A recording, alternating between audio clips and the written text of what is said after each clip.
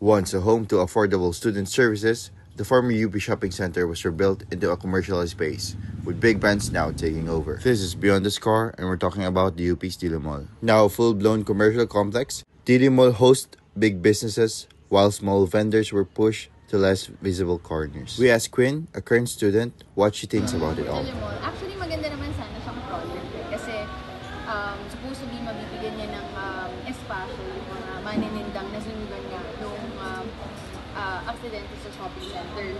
Pero nung nagawa ng silang Dili Mall, parang masyadong malaki yung presyo ng renta para hindi siya sustainable para dun sa mga small business owners, which is yung mga maninindang na sunog na shopping center. So ngayon, ang nakikinabang doon yung mga mas established like Shakey's, meron yung Power Mac, gano'n.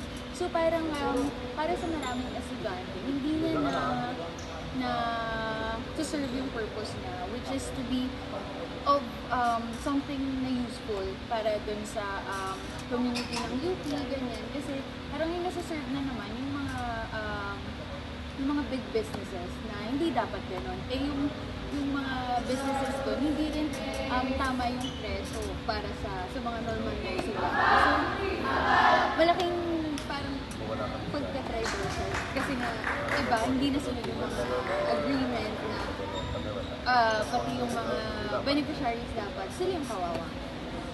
We also look at the UP Gazette and we see the ground floor and the third floor full of big brands. What does it pertains? But the real problem is the rent prices. Hindi kakayanan ng vendors sa UP Diliman sa taas ng presyo ng bilihin ang maaaring idulot ng pagkumpleto sa pribadong shopping center. Robinsons, a longtime sponsor of the UP Fighting Maroons, is tied to Dili Mall's management too. That raises questions about influence, priorities, and who really benefits. Is this a step forward or a step too far?